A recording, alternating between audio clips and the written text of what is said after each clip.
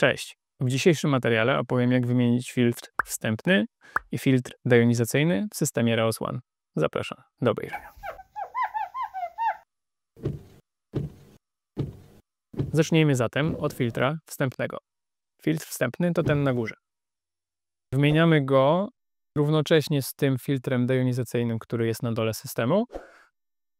Chyba że podepniemy się na przykład do jakiejś bardzo brudnej wody i on nam się po prostu zabrudzi szybciej niż ten filtr dolny się zużyje, wtedy warto go wymienić. Możecie kontrolować jego stan poprzez odkręcenie go tutaj od bury. Generalnie można go zakręcić siłą rąk i odkręcić tak samo siłą rąk. Nie potrzeba do tego klucza, ale klucze też są dostępne, więc można odkręcić kluczem albo po prostu rękami. Nie trzeba tego bardzo mocno zakręcać, żeby było szczelne, więc nie ma problemu. I odkręcając obudowę, możecie skontrolować, w jakim ten filtr jest stanie. Jeżeli byłby właśnie taki brązowy lub jakiś czarny, no to wtedy jest tak, że warto może go wymienić. Jeżeli on nam się tutaj zapcha, zbrudzi, będzie jakby wyraźna warstwa tych zabrudzeń, to on nam będzie też hamował przepływ wody. Więc jeżeli byście na przykład mieli mały przepływ, no to też należy skontrolować po prostu zabrudzenie tego filtra. No, wymienia się go w prosty sposób. Wyjmujemy, można tutaj wypłukać ten filtr i włożyć nowy w tą stronę. Ten filtr sedymentacyjny jest na dole, tutaj filtr węglowy jest na górze. To jest taki filtr dwuskładnikowy. No i on nam się nie może bujać, musi być idealnie na wprost. Na wprost jak go wkręcimy, to on trafi tutaj w taką dziurę.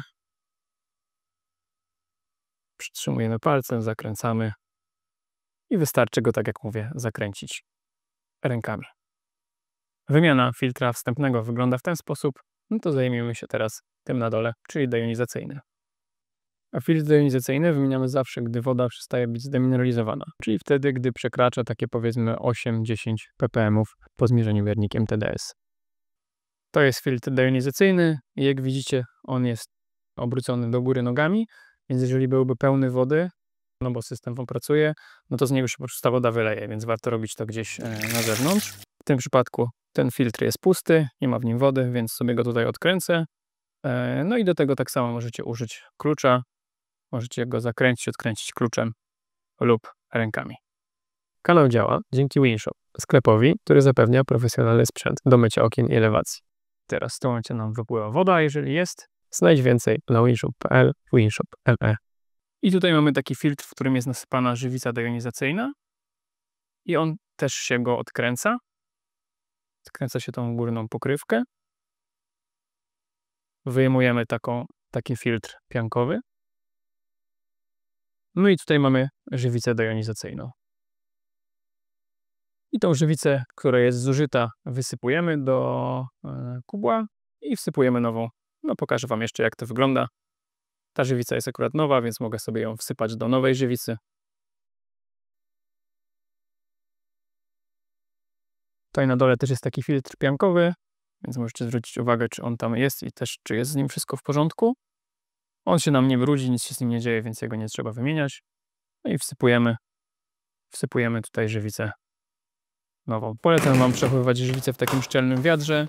Możecie sobie na przykład raz zamówić żywicę w wiadrze, a później w workach i sobie przesypywać. To jest bardzo praktyczne i pomocne.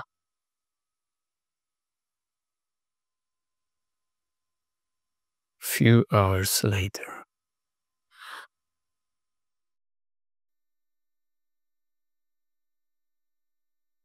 Uzupełniamy ją prawie w całości. Możecie też uzupełnić trochę mniej, w zasadzie ile chcecie. Im więcej jest tej żywicy, tym ma to większy wpływ na przepływ wody. Więc jeżeli zależy Wam na maksymalnym przepływie, na przykład pracujecie bez pompy, no to wtedy polecam tej żywicy wsypać troszkę mniej i najczęściej ją wymienić po prostu. Zakręcamy.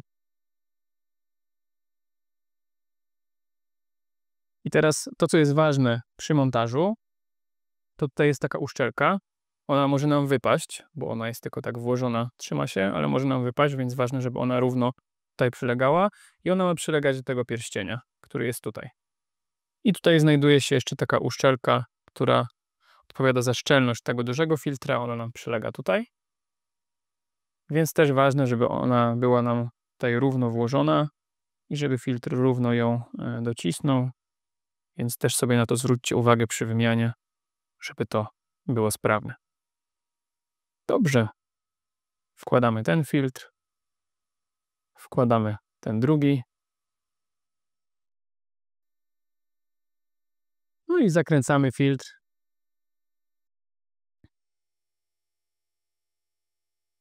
Możemy dokręcić sobie kluczem, możemy też ręcznie. Pamiętajcie, że jeżeli zakręcacie kluczem, no to też odkręcacie raczej kluczem, no bo możecie kluczem zakręcić trochę mocniej niż rękami, ale no w mojej ocenie nie ma potrzeby używania tego klucza. No i tyle. Po wymianie filtrów zawsze powinien system pokazywać 0, więc jeżeli nie pokazuje 0 po wymianie filtrów, to znaczy, że coś jest nie tak. Pamiętajcie, żeby korzystać z oryginalnych tych filtrów. Jeżeli coś Wam się stanie z tym filtrem w środku, z tym wkładem białym, to dajcie nam znać i zakupcie ten filtr od nas. No bo jeżeli użyjecie tam, no nie wiem, kilka milimetrów na przykład mniejszego rozmiaru, to już ta uszczelka nie będzie tak dociskać i tam się zrobi nieszczelność.